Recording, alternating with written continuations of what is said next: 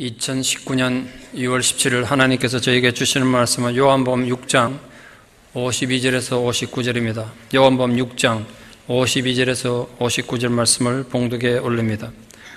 그러므로 유대인들이 서로 다투어 이르되 이 사람이 어찌 능히 자기 살을 우리에게 주어 먹게 하겠느냐. 예수께서 이르시되 내가 진실로 진실로 너희에게 이르노니 인자의 살을 먹지 아니하고 인자의 피를 마시지 아니하면 너희 속에 생명이 없느니라. 내 살을 먹고 내 피를 마시는 자는 영생을 가졌고 마지막 날에 내가 그를 다시 살리리니 내 살은 참된 양식이요 내 피는 참된 음료로다. 내 살을 먹고 내 피를 마시는 자는 내 안에 거하고 나도 그의 안에 거하나니 살아계신 아버지께서 나를 보내심에 내가 아버지로 말미암아 사는 것 같이 나를 먹는 그 사람도 나로 말미암아 살리라. 이것은 하늘에서 내려온 떡이니 조상들이 먹고도 죽은 그것과 같지 아니하여 이 떡을 먹는 자는 영원히 살리라. 이 말씀은 예수께서 가버나움 회당에서 가르치실 때에 하셨느니라. 아멘. 경상도 할매 세 분이 경로동에 앉아 얘기하고 있었습니다. 한 할머니가 말했어요. 예수가 죽었다 하네. 그 앞에 있던 할머니가 어쩌다 죽었는데 그 할머니 대답하기를 나무에 달렸으면 가시 찔려 죽었단다. 그리고 다른 할머니가 내 머리 풀에 쭉 돌아다닐 때 따라봤다고. 옆에 있던 다른 할머니가 예수가 도대체 누군데? 그 할머니 대답하기를 나도 누군지 잘 모르겠는데 우리 며느라기가 자꾸 아버지 그런 거 보니까 사돈댁 같다고. 다른 할머니가 그 문상 갔더나 그러니까 문상 갈라 그랬는데 또 다시 살아났다 하네. 아이고 참 얄궂네 그랬다는 거예요. 뭐 잘 아시는 우스갯소리입니다만 많은 사람들이 이 할머니들처럼 예수의 십자가가 자신과는 아무 관계없는 마치 우스개 농담거리처럼 그렇게 신앙생활 하시고 살아들 가세요. 이론적으로는 예수의 십자가에 대해 너무 잘 알지만 그 십자가 의미와 가치가 내 안에 들어와서 나의 사건이 안 되는 거죠. 늘 구경만 하는 거예요. 객관적으로. 그 결과 신앙은 장식품이 되고 허영심이 되고 말았던 것 같습니다. 초기 기독교가 로마 제국에 의해서 엄청난 박해를 받았던 건 익히 잘 알려진 사실이죠. 그 박해 규모가 엄청났다는 점과 또 박해 내용이 너무 잔인했다는 점에서 놀라지 않을 수가 없습니다. 로마 제국 5대 황제였던 네로 때부터 시작된 박해는 313년 콘스탄티누스가 기독교를 인정하던 그 직전까지 250년 넘는 긴 시간 동안 거의 모든 황제들에 의해서 박해를 받았습니다. 로마 군인들은 기독교인이라면 남녀노소 어린애고 여자고 가리지도 않고 태워 죽이고 사자밥이 되게 하고 또 살아있는 사람을 콜타로 붙여가지고 밤에 횃불로 사용해서 죽이는 그런 행보를 아무런 가치가 없이 행했습니다. 이유가 뭘까요? 도대체 기독교가 그렇게 박해를 받았던 이유가 뭘까요? 세계 종교 역사의 그 유래가 찾기 힘든 경우인데 크게 두 가지 이유가 있다고 생각했는데 하나는 정치적 이유고 하나는 도덕적 이유였습니다. 정치적 이유는 큰 문제가 아니에요. 황제를 신으로 숭배하느냐 안 하느냐 그거는 민족들마다 생각이 달랐기 때문에 큰 문제가 아닌데 이 문제는 도덕적 이유였습니다. 초대 이 기독교가 보편적으로 사회로부터 박해를 받게 된 건 도덕적 이유 때문인데 그 도덕적 이유는 오해에서 비롯됐습니다. 지난주 말씀드린 편견처럼 오해로 인한 편견은 상상을 초월하는 잔인하고도 끔찍한 학살을 가져왔습니다. 오늘 우리가 읽은 본문은 구원에 관한 가장 큰 복음이면서도 이 기독교 역사에서 가장 큰 박해의 원인이 된 말씀이기도 합니다. 그래서 신앙적 가치를 생각하지 말고 오늘 말씀 문자 그대로 읽으면 어떤 느낌이 드십니까? 저는 어릴 때 아마 초등학생쯤 된 것 같은데 중학교 때나 이런 말씀 읽고 굉장히 힘들더라고요. 얼마나 섬찟한지 이해를 못하니까. 이게 무슨 식인종들의 집단 주문같이 들리지 않습니까?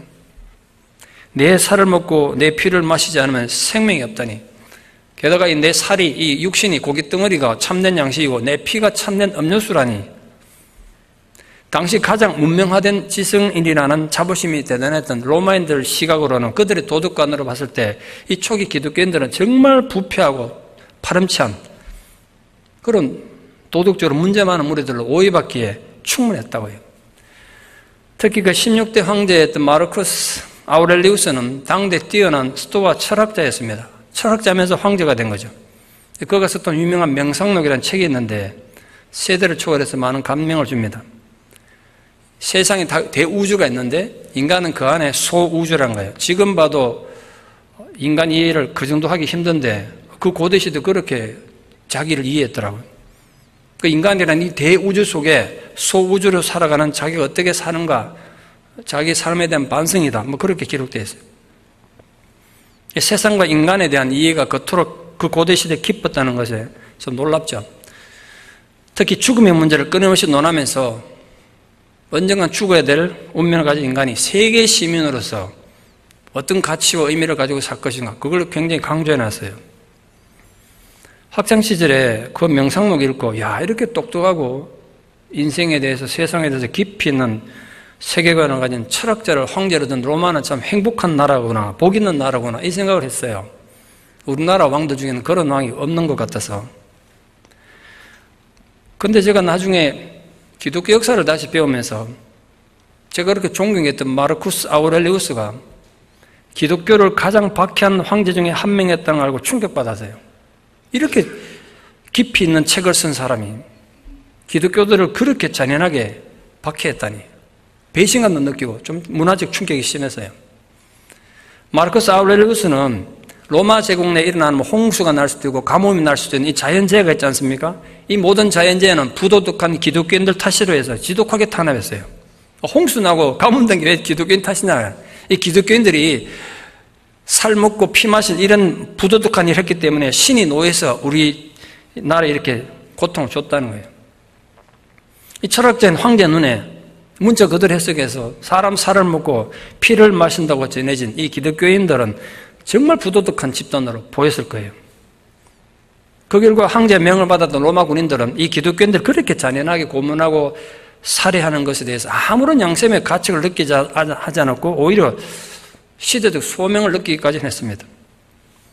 그러면서 오늘 본문은 해석하기도 쉽지 않고 논쟁이 될 수 있는 본문이기 때문에 우리가 좀 정신 바짝 차리고 읽으셔야 됩니다. 사실 기독교의 가장 근본적인 교리면서 예수의 제자된 자들의 소명의식을 이보다 중요하게 말한 말씀은 없기 때문에 그래요.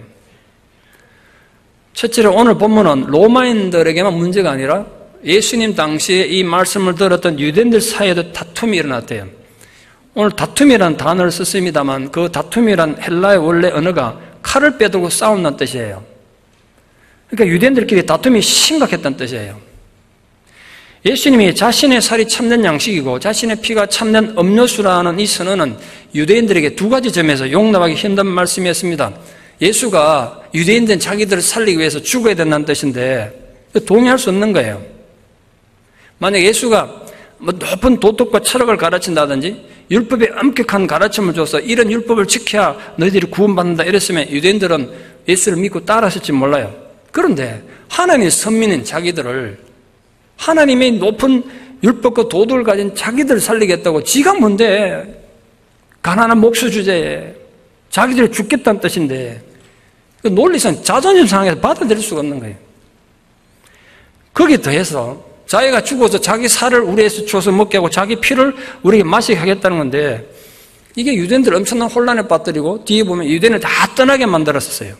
왜냐하면 그들이 목숨줄 여기는 율법은 피를 먹는 것을 철저히 금지하고 있었고 고기 먹을 때도 피를 완전히 빼지 않고는 먹지 않도록 금지하고 있거든요. 오늘날까지도 유대인들은 이 회교들도 마찬가지입니다만 소나 양을 잡을 때 피를 완전히 빼지 않으면 절대로 먹지 않아요. 그걸 할랄 식품이라고 그러죠. 잘 아시죠? 할랄 식품. 지금도 그렇단 말이에요. 그러니까 이 말씀은 심지어 제자들조차도 이해하기 힘들었어요. 그 뒤에 보면 제자들도 헷갈려가지고 혼란스러워서 예수님 말씀이 너무 어렵다, 이런 식으로 말하면 누가 이 말을 들을 수 있냐 이렇게 말할 정도였어요. 그러니까 오늘 유대인들이 이 사람이, 지난주에 말씀드렸죠, 이게 얼마나 경멸적인 말인지, 이 인간이 말이죠, 지가 뭔데 어찌 능히 자기 살을 우리에게 줘서 먹게 하겠다는 거냐, 다툼이 일어난 거죠. 당연한 거죠. 이게. 그럼 예수님은 이렇게 말하면 인간들이 어떤 혼란을 겪고 반응할지 모르셨겠습니까? 모를 리가 없죠. 그런데 예수님이 자신의 살을 먹고 자신의 피를 마셔야 한다고 다르게 표현할 수도 있었을 텐데, 아니면 그걸 구체적으로 설명을 해 주시든지, 왜 딱 오해받기 좋은 이런 말씀을 공개적으로 선포하신 의도가 뭘까요? 예수님은 분명히 강한 교육적 효과를 노려서 비유를 말씀하신 거죠.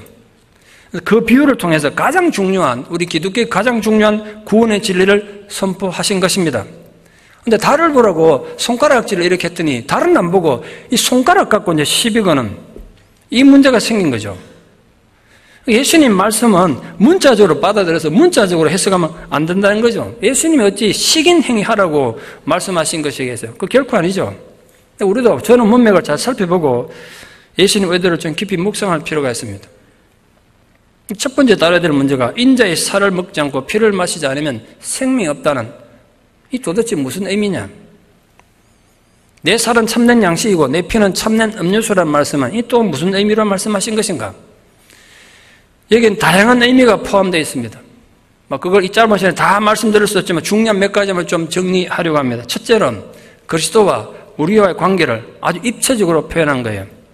그리스도의 몸을 먹고 피를 마신다는 것은 주님의 이상과 그 가르침, 특히 진리에 대한 가르침, 구원에 대한 가르침을 우리 안에 받아들여서 인간의 연약함을 극복해서 힘을 얻고 더럽고 추악한 본성이 깨끗하게 되는 걸 말해요.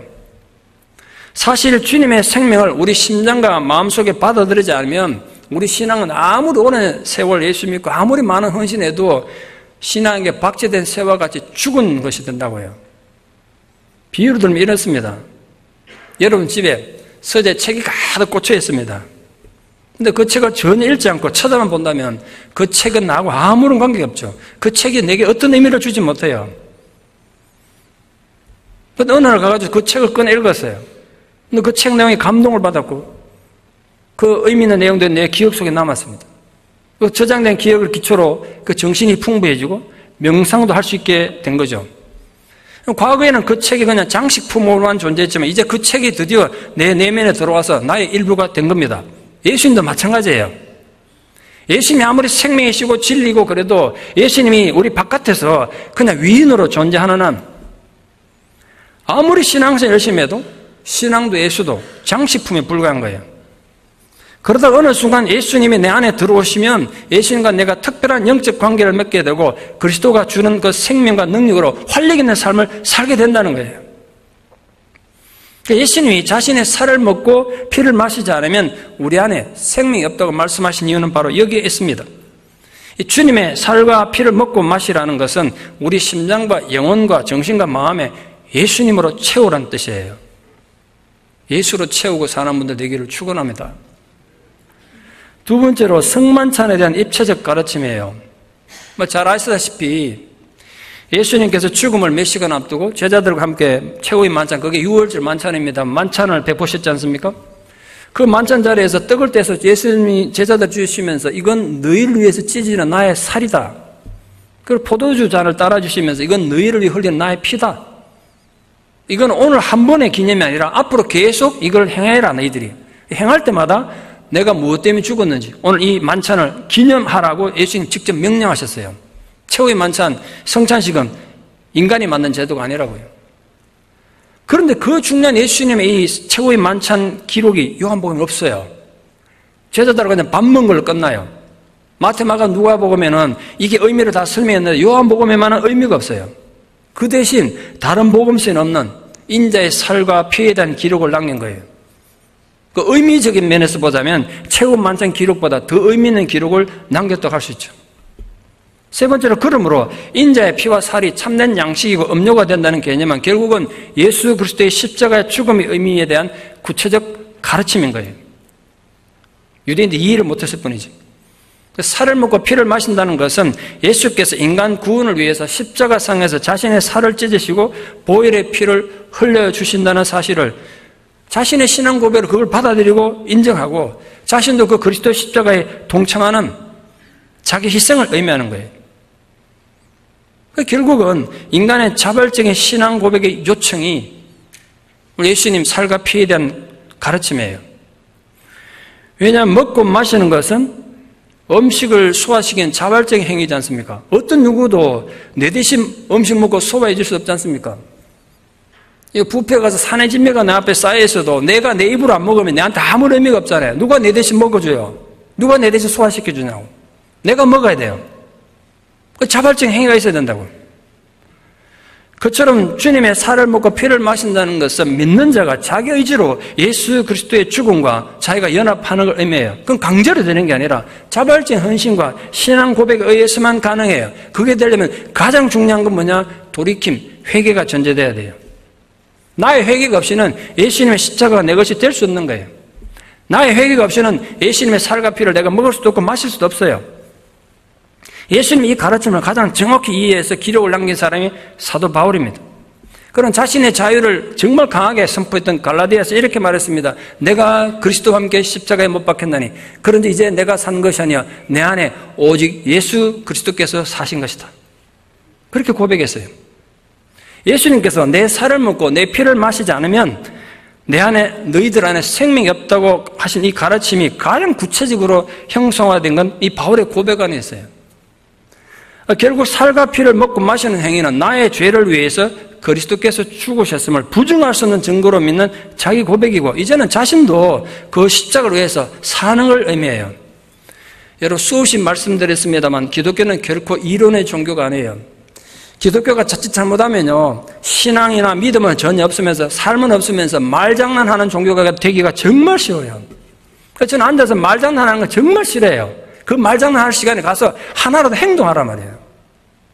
삶은 따라가지 않으면서 이것만 살아가지고 그릇하게 떠벌리는 건 뭐 너무너무 싫어해요 제가. 그런데 강대상 내려가 말이 없어요. 그래서 기독교는 말로 하는 종교가 아니에요. 철학적 상상이나 말장난이 아니란 말이에요. 생명의 관계가 기독교의 핵심이에요.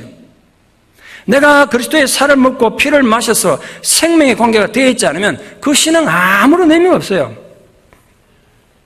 그리스도께서 나를 위해 죽었다는 사실에 감사한 마음으로 그리스도를 자기 가슴 속에 모시고 사는 것, 그게 곧 인자의 살을 먹고 피를 마시는 거예요.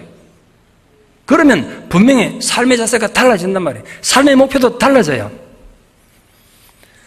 1992년에 친아버지를 살해하고 감옥에 수감됐던 김진태라는 사형수가 있었습니다. 아버지 죽였으니 당연히 사형이 선고됐습니다. 제가 관계된 책을 읽어보다가 재밌는 걸 알게 됐는데요.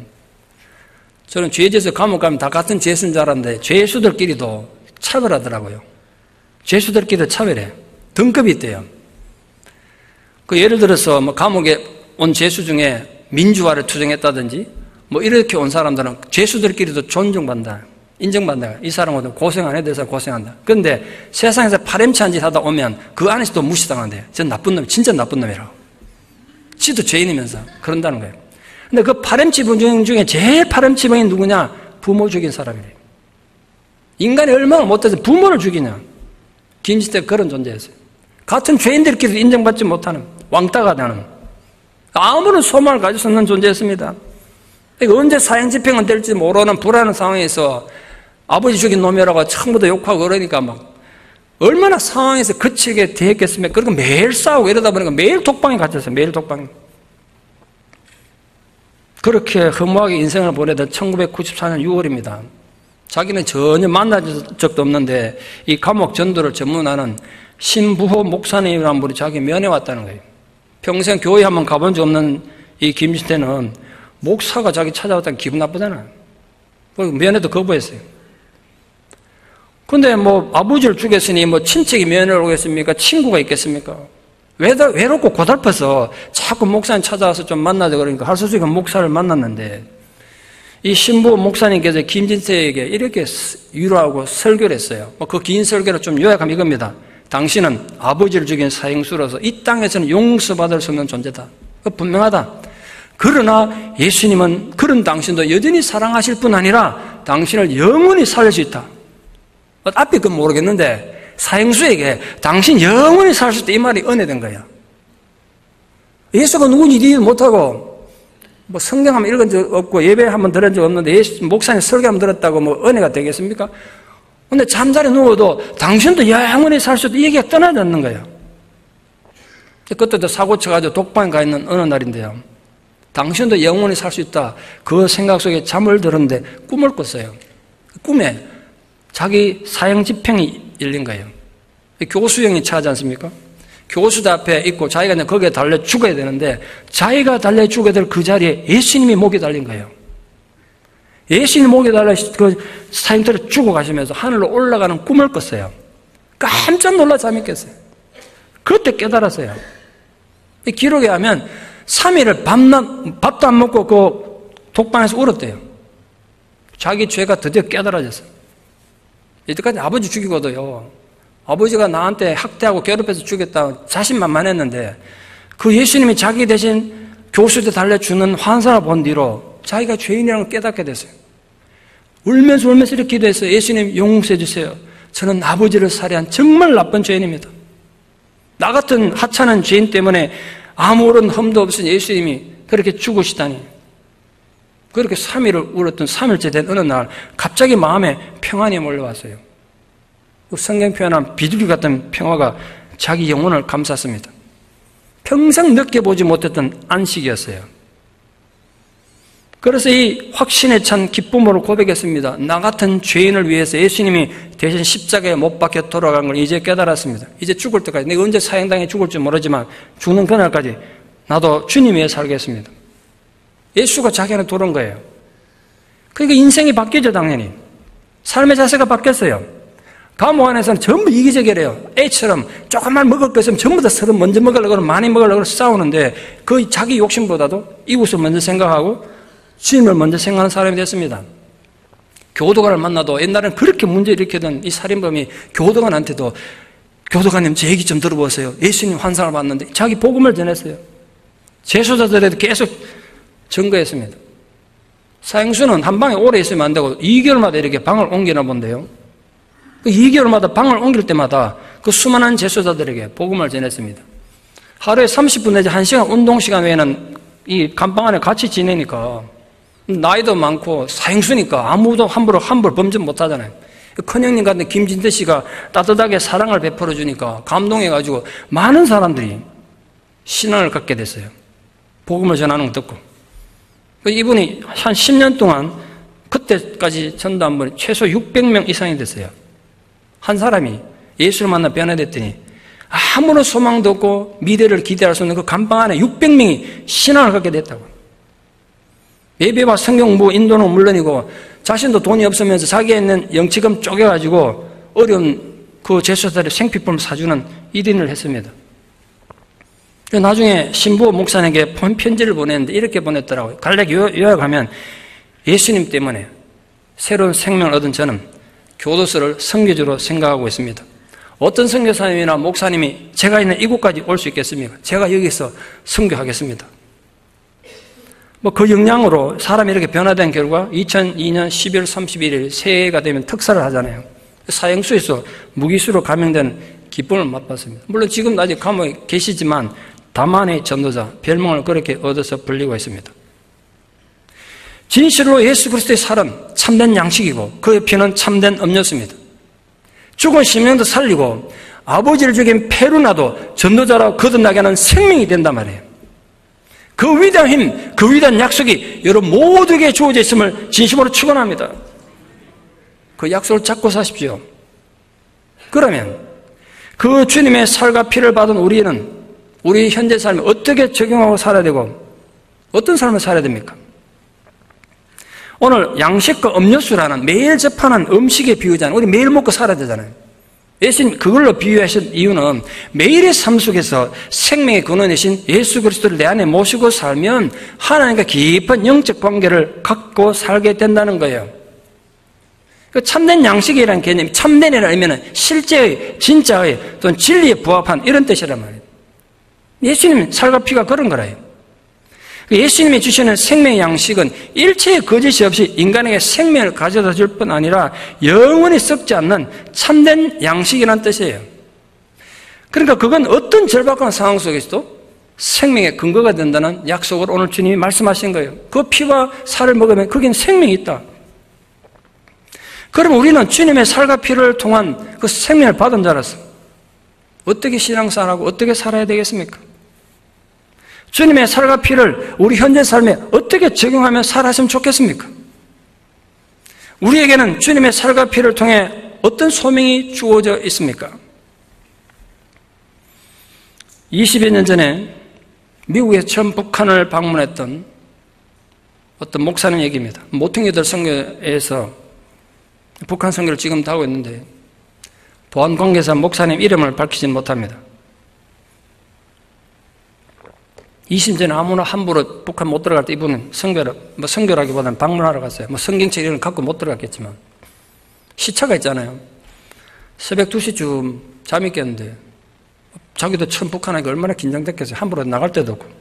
그 몇 시간 뒤척거리다가 라비로 내려갔어요. 물론 사람이 아무도 없었죠. 이쪽엔 당구대가 있었고 이쪽엔 서점이 있었다는데 이른 새벽이라 가게 문은 닫혀 있었고. 근데 저쪽 복도에서 아까부터 한 젊은 청년이 자기를 자꾸 쳐다보더란 거예요. 자기도 좀 신경이 써가지고 그쪽으로 가는데 이 청년이 지나가면 자기 속삭였어요. 선생님 혹시 저와 함께 평양역까지 좀 산책 가시겠습니까? 느낌에 이 청년이 나가서 나에게 여기 말하면 다 녹음되고 보이니까 나한테 할 말이 있나 보다. 그래서 자기도 산책 가겠다고 길 좀 알려달라고 나가서 걸어갔어요. 아무 말 안 하고 걸어가다가 건물과 건물 사이 좀 어색한 데 있지 않습니까? 거기로 자기를 확 끌고 들어가더라고요, 갑자기. 얼마나 긴장됐겠습니까? 북한 청년이 자기를 어색한 데 끌고 들어가니까. 근데 이 청년이 목사님 손을 잡더니 악수하는 게 아니라 손을 잡고 뭘 이렇게 손에다 뭘 그리는 거예요. 봤더니 몇 번을 그리는데 이렇게 내다보니까 십자가를 그리는 거예요, 자기 손바닥에. 목사님도 그 청년 손바닥에다가 십자가를 그렸어요. 북한 청년이 딴 말 안 하고 그러면 우리 형제 맞습니까? 이래 묻더란 거예요. 목사님 연세가 많으시니까. 목사님 그 청년 보고 그래 우린 주님 안에서 형제야. 이래 말했더니 이 청년이 목사는 끌어안고 형님 그러면서 막 우는 거예요. 얼마나 당황됐겠습니까? 지금 긴장돼 죽겠는데 목사님들 처음 북한 와가지고. 근데 상대가 그래 막 뜨겁게 우니까 그 감정이 전달돼 자기도 영문도 모르고 끌어안고 막 울었대 그냥. 한참 울다가 이 청년이 뜻밖의 얘기를 했어요. 목사님 저는 한 달에 20원 법니다. 갑자기 한 달에 20원 번다 그러니까 이제 목사님이 당황되기 시작했습니다. 이 청년이 이제 자기가 돈 못 버니까 돈을 달라는 소린가. 그 대답 뭐라고 막 쳐다보고 있으니까 청년이 다시 얘기했어요. 목사님, 저는 한 달에 20원 법니다. 20원밖에 못 법니다. 그 달러는 한 달에 1불밖에 안 되는 거죠. 그걸 왜 얘기하는지 몰라가지고 물었어요. 도대체 내게 왜 그 얘기하냐? 그러니까 작은 말로 속삭였어요. 11조. 못 알아듣고 뭐라고? 그러니까 내 20원밖에 못 버는데 11조 바쳐야 됩니까? 이걸 묻더란 거예요. 순간적으로 당황됐어요, 목사님이. 미국 달러든 1불도 못 버는 청년 보고 11조 내라고 그러기 쉽지 않잖아요. 근데 목사님 순간적으로 신앙은 바로 가르쳐야 되지 싶어 그래 말했어요. 그럼 11조 신앙의 기본이니까 적게 벌어도 하나님께 11조 드려야지.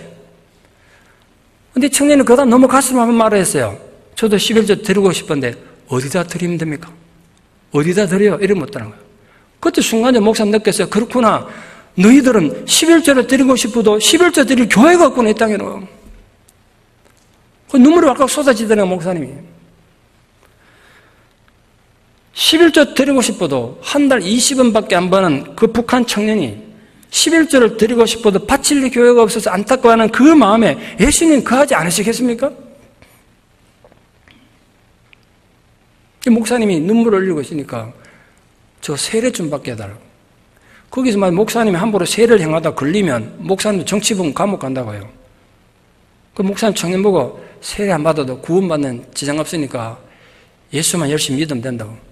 목사님 그게 아니고 저희 집에서 가끔 어머니가 약식으로 성찬식을 하는데 형하고 어머니만 성찬하고 나는 세례를 안 받았다고 성찬을 참여를 못하게 합니다. 나도 세례 받고 성찬식 좀 하게 해달라고 그러더라고요. 눈물이 얼마나 나요. 그 뒷옆에서 마지막 세 번째 말하는데 혹시 목사님 다음에 또 오실 일 있으면 지금 성경책 가져왔는데 성경책 못 갖고 가자고 세관에 걸리니까 성경책 하나 구해달라고. 우리 집에 성경책이 다 떨어진 성경책 하나 있긴 한데 어머니 읽고 형 읽고 자기 읽을 때는 새벽 2시 넘어간대. 그럼 잠이 와서 자느라고 읽을 수가 없다고. 성경책 하나만 더 있으면 좋겠다고. 그 뒷얘기는 제가 보안상 말씀 못 드리겠습니다. 여러분, 우리가 오늘도 이 비오다가 화창한 주일 아침에 편안한 이 예배 공간에서 예배드릴 이 시간에도 북한에는 최소한 5만 명에 달하는 기독교인이 강제 노동 수용소에 수용돼서 잔인하게 처벌받고 있는 거 아십니까?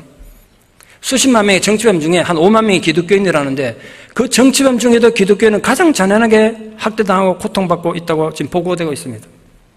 여러분, 우리는 11조 바칠 수 있는 교회가 있음을 감사합시다. 언제든지 바칠 수 있는 교회가 있잖아요. 우리 편안하게 은혜롭게 성찬식에 참석할 수 있는 걸 감사하셔야 된다고요. 언제든지 손 내밀어서 읽을 수 있는 성경이 지천이 널리는 걸 감사해야 되지 않겠습니까? 우리를 위하여 살과 피를 다 희생하신 그리스도 앞에 우리는 무엇을 드리는가? 내가 쓰고 남는 시간, 내 노느라 바쁘고 다른 일을 바쁜데 주님 위해서는 시간을 써 못하더라고요. 내가 쓰고 남는 물질을 그냥 적선하듯이 거지한테 동령하듯이 드리고 있지는 않습니까? 제가 이 얘기를 지난주 읽고 내가 회개했어요. 목사님, 내가 성도들 잘못 가르쳤구나. 내 왜곡된 내 개인의 정의감 때문에 성도들을 잘못 가르쳤다는 생각이 회개하는 마음을 얘기해요. 여러분, 신앙 고백으로 11조 제대로 하시는 성도가 되기를 바라요. 저는 헌금 설교 한 번 해본 적이 없는 목사예요. 오죽했으면 교회가 건축하는데 건축하자고 설교한 적도 없었겠습니까? 내가 이걸 듣고 회개했어요. 성도들에 내가 한 번도 헌금에 대해 설교 안 한 게 자랑이 아니구나, 이게. 잘못 가르쳤구나. 여러분, 11조하지 아직도 못하는 분들, 돈의 문제가 아니에요. 11조 할 수 있는 믿음을 달라고 먼저 기도하십시오. 그 믿음을 어떻게 해요? 본인은 헌신인데. 입으로만 주님 사랑한다고 외치는 위선자들이 안 되기를 정말 바랍니다. 자기를 위해서는 아낌없이 돈을 쓰면서 주님 앞에 인색한 건 신앙의 위선이지 않습니까? 우리가 주님께서 당신의 살과 피를 우리에게 주셨다는 의미를 한번 깊이 묵상하면서 주님과 올바른 관계를 맺고 가는 생명 있는 신앙인들 되기를 진심으로 축원합니다. 세 번째로, 내 살을 먹고 내 피를 마시면 내 안에 거하고 나도 그의 안에 거한다고 말씀하셨습니다. 성도의 심령 안에 그리스도께서 내주하신다는 것은 그리스도와 성도의 관계가 일시적이거나 감정적인 것이 아니라 항구적이고 영원한 관계인 것을 나타내는 거죠. 한 몸이 된다는 거예요. 좀 쉽게 설명해서 말씀드리면 이런 겁니다. 제 심장에 문제가 생겨가지고 호흡하고 살 수가 없습니다. 유일한 방법은 누군가 심장을 이식받는 길밖에 없어요. 인공심장도 안 돼요, 내게는. 그런데 살아있는 심장을 누가 내게 줍니까? 그런데 예수님께서 예수님의 심장을 내게 이식해주고 예수님 죽으셨어요. 그게 크레도스 믿음이라는 뜻이에요. 심장 바꾼다는 뜻이라고 그랬잖아요. 예수님이 나를 살리기 위해서 십자가 위해서 내게 심장을 이식하시고 그분 죽으셨단 말이에요. 그러니까 이제 내가 숨 쉴 때마다 예수님의 심장이 내 안에서 뛰고 있는 거예요. 그게 예수님이 내 안에 거한다는 의미예요. 여러분은 예수님 안에 거하고 있습니까?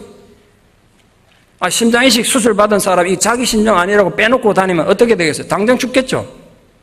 예수님의 살을 먹고 피를 마시며 한 몸이 된 존재는 그런 각오로 세상을 사는 거예요. 기억하십시오, 여러분. 우리는 예수 그리스도의 심장으로 영적인 이식 수술을 받은 그런 자들이에요. 그러니까 여러분 숨 쉴 때마다 내 안에 그리스도가 살아계심을 인식하십시오. 그리고 나 또한 그리스도 안에 살고 있음을 기억하고 가치 있는 삶을 살기 위해서 애쓰고 노력하는 착하고 충성된 종들 되기를 축원합니다. 마지막 네 번째로 예수님 이렇게 약속하셨어요. 내 살을 먹고 내 피를 마시며 생명을 가진 자들은 마지막 날에 다시 살리고 나로 말미암아 영원히 살리라. 그걸 약속하셨어요. 예수님께서 자신의 살과 피가 유일한 양식이 된다고 주장한 의미는 결국 십자가 죽음을 통해서 우리에게 영생을 가져다 주실 것을 예언한 거지 않습니까? 인간의 영생을 얻는 길, 마지막 부활에 참여하는 유일한 길은 주님의 살과 피를 상징하는 예수의 십자가 죽음을 의지하는 것뿐입니다. 그 십자가 희생만이 인간을 하나님과 진정한 교제를 누리게 하고 영생을 소유하게 합니다. 우리를 다시 살린다는 것은 우리가 예수 그리스도를 믿게 되는 순간부터 시작된 이 현재적 구원이 주님 다시 오시는 그날 또는 내가 죽어서 천국 간 그 순간 완성된다는 걸 강조한 겁니다. 예수 그리스도께서 우리 희망의 근거가 되심을 보여준 거죠. 그러니까 하늘 아버지께서 예수 그리스도의 생명의 원천이 되신 것처럼 예수 그리스도께서 믿는 우리 모두의 생명의 원천이 되셨습니다. 그 결과 예수를 믿는 자는 비록 육신의 죽음은 언젠가 맞이하겠지만 마지막 날에 신령한 몸으로 다시 살게 될 것입니다. 그 영원한 삶이야말로 믿는 자에게 주시는 하나님 가장 큰 선물 아니겠습니까? 34세 짧은 생애에 살면서 성화만을 주로 그렸던 도메니코 페티라는 이탈리아 화가가 있습니다. 당시는 무명 화가였습니다. 지금은 도메니코 페티가 그린 유명한 그림이 하나 있는데요. 에코 호모라고 합니다. 에코 호모. 라틴어로 번역하면 이 사람을 보라. 이런 내용입니다. 그 내용이 뭐냐면 예수님께서 빌라도 법정에서 재판받을 때 십자가에 못 박으러 소리치는 그 군중들 향해서 너희들이 이 사람을 봐라. 이 사람 죄가 없다고 말 때 이 사람을 보라. 그게 라틴어로 에코 호모예요. 그 예수님께서 십자가에 못 박으라는 군중들을 보면서 정말 그 처연한 표현으로 고개를 이렇게 숙이고 계시는 재판받는 그 모습에 그 에코 호모예요. 이 사람을 보라. 도메니코 페티가 처음 그 그림 그렸을 때는 무명의 화가이기 때문에 별로 주목을 못 받았습니다. 34살에 요절해서 세상 떠나고 100여 년 지난 1719년 5월 어느 날 19살에 독일 귀족의 아들이었던 진젠도르프가 그 에케 호모 앞에 서게 됐습니다. 그 그림을 보고 말로 형용할 수 없는 감동이 진젠도르프 심령을 강타했습니다. 그 그림 앞을 떠날 수가 없었어요. 진젠도르프가 그 에케 호모를 한참 주목하고 있을 때 그 영혼에 예수님의 음성이 들려왔어요. 나는 너를 위하여 몸부려 피 흘려 죽었건만 너는 나 위에 뭐하고 있느냐? 일시라면 이 글이 그 그림 밑에 쓰여 있었다고 말하는 사람들도 있고 그런 책도 있고요. 쓰여 있었던 것이 아니라 음성이 들렸다고 그러는데 글이 쓰였던 음성이 들렸던 중요한 게 아니라 중요한 건 진젠도르프 심정 안에 예수님이 그렇게 임했다는 게 중요하죠. 19살밖에 안 된 이 귀족이 그날 은혜 받고 고향 드레스덴으로 돌아가서 삶을 바꿨습니다. 오로지 주님이 사는 삶을 바꿨어요. 백작으로서 태생적으로 누릴 수 있었던 편안하고 호화로운 삶을 다 포기하고 자기 집이 꽤 큰 성이었는데요. 그것까지 예배당으로 내놨습니다. 그러던 중에 체코에서는 종교개혁자였던 존 후스의 그 따르던 무리들, 그 후손들이 이 카톨릭에서 박해를 받아서 너무 살기 힘들어 막 사람 죽이고 하니까 종교전쟁이 심했잖아요, 유럽에. 살기 위해서 독일로 피난을 왔어요. 그들을 모라비안이라 합니다. 아무도 받아주지 않는 그때 진젠도르프가 모라비안들을 자기 집, 자기 영지로 받아들여서 먹고 살 수 있는 방법을 말해서 배려했습니다. 처음에는 가난한 난민으로 받아들였는데 보니까 그들의 신앙생활이 너무 아름답고 거룩했기 때문에 그들과 모라비안 형제라는 단체를 만들어서 경건한 영성운동과 세계 선교를 시작했습니다. 이 모라비안 운동은 세계 선교에서 너무 중요한 역할을 했습니다. 너무나 많은 일을 했는데 몇 가지만 좀 소개하면 우리나라에도 중요한 영향을 끼쳤는데요. 1832년 7월에 물론 우리나라 사역은 별로 못했지만 최초의 조선 땅에 발디뎠던 선교사 귀칠라프를 모라비안이 보냈어요. 고아의 아버지라고 너무나 잘 알려진 조지 밀러를 회심시켜서 고아의 아버지가 되게 한 것도 모라비안이었습니다. 그런 모라비안들은 이 독일 땅의 난민들이기 때문에 같은 기독교인들한테서도 인정을 받지 못했고 사회적으로 인정을 받지 못했어요. 당시 옥스퍼드를 졸업했던 아주 똑똑한 청년 웨슬리도 모라비안을 인정하지 않았습니다. 그럼 이 웨슬리가 선교사가 돼가지고 미국 선교를 하기 위해서 1729년 배를 타고 대서양을 건너올 때입니다. 그러니까 웨슬리는 모라비안들을 무시했으니까 모라비안들 저쪽에 있고 자기는 떨어져 있었는데 배가 풍랑을 만나가지고 태풍을 만나서 그냥 침몰 직전에 처했습니다. 얼마나 두려웠는지. 물이 빠지면 죽을 텐데 그 차가운 물에 어떡하지 두려움 떨고 있는데 모라비안들은 그 풍랑 가운데서 모여가지고 아무런 걱정 근심 없이 평화로운 모습 찬양하고 예배드리는 걸 본 거예요. 그 신기해서 가까이 갔더니 그 모라비안 형제가 웨슬리를 보고 이렇게 말했어요. 형제님, 만약 우리가 오늘 빠져 죽으면 영광스러운 주님을 뵙게 될 텐데 뭐가 그리 두렵습니까? 이렇게 말하는 거예요. 그들의 얘기를 듣고 그날 자기가 깨달았어요. 나는 지금 선교사로 가고 있지만 내가 아직 구원을 못 받았구나. 내가 이렇게 불안하구나. 그런 자세로 미국 선교 갔으니까 선교가 되겠습니까? 완벽히 실패하고 돌아왔습니다. 그 후에 영적인 문제로 극심하게 고민하던 웨슬리는 1738 5월에 런던의 올드스게이트라는 지역의 모라비안 교도들의 집회에 참석해서 그날 주님이 자기 안에 들어오는 오늘 주님 편으로 주의 살을 먹고 주의 피를 마시게 되는 사건이 일어납니다. 이 땅에 감리교가 탄생되는 역사적 순간이었습니다. 에코모, 이 사람을 보라. 우리는 과거에 누구를 바라보고 살아왔고 신앙생활을 해왔습니까? 이 교회 안에서 누구를 주로 보셨습니까? 지금 우리는 누구를 보고 있습니까? 장차 여러분은 누구를 바라보고 살아가고 신앙생활 하실 것입니까? 선택하십시오. 여러분이 정말 주의 살을 먹고 주의 피를 마신 자라면 누구를 보고 누구를 묵상해야 할까요? 그로부터 다시 세월이 흐른 1858년 영국의 시인이고 찬송가 작사가였던 프란시스 하버가라는 여인이 있습니다. 독일 유학 중에 친구와 함께 따라서 뒤셀도르프 여행 갔다가 다시 이 에코모 그림 앞에 서게 됐습니다. 그 그림에 감동을 받아서 그녀가 찬송시를 썼습니다. 그래서 쓰여진 찬송이 내 너를 위하여 몸부려 피하려, 찬송가 311장입니다. 우리 찬송가 들어야죠. 진정한 양성은 우리 앞에 십자가를 지고 서신 예수님만 바라보는 것입니다. 여러분 교회 안에서 예수님만 바라볼 수 있기를 바랍니다. 정말 생명 있는 신앙은 십자가이신 주님 앞에 자기 모든 자존심과 고집을 꺾고 무릎 꿇는 겁니다. 우리는 오늘도 예수님을 바라보고 있습니까? 예수의 살과 피가 인간 구원을 위해서 반드시 필요했던 이유가 있습니다. 인간이 그만큼 악하고 타락한 존재이기 때문에 그렇습니다. 아담 이후로 하나님의 모든 구원 계획은 인간들에서 거부당했습니다. 홍수로 세상을 심판도 해보고 바벨탑도 허물어보고 유황불을 내려서 도시 하나를 완전히 불태워 없애게 됐지만 인간들은 회개하지 않았습니다. 수많은 선자들 보내가지고 하나님 애타는 마음을 전하게 됐지만 어떤 인간도 회개하지 않았습니다. 급기야는 나라를 망하게 해가지고 포로로 끌려가 죽을 고생하게 해도 회개한 것이 아니라 오히려 하나님이 언제 우리를 사랑한 적이 있냐고 불평하는 게 인간이었습니다. 인간들이 스스로 죄인이라는 것을 깨닫지 못하니까 인간의 죄가 얼마나 심각하고 추악한 것인지 깨닫고 하나님께로 회개하고 돌아오게 하시려고 하나님 아들 예수를 십자가에 못 박아 죽게 하신 것입니다. 그 십자가에서 하나님 아들이 죄인인 우리의 죄를 사하시려고 살이 찢어지고 피를 흘리셨다는 것을 깨닫고 믿는 자만이 구원을 얻게 하셨습니다. 오늘 주의 살을 먹고 피를 마시기 위해서는 정말 중요한 우리 반응이 뭐냐? 내가 죄인이라는 사실을 깨달아야 합니다. 내가 죄인이라는 사실을 깨달아야 정말 주의 살을 먹고 피를 마실 수가 있습니다. 그 타성에 젖어있는 신앙생활로는 절대로 그 의미를 이해할 수 없습니다.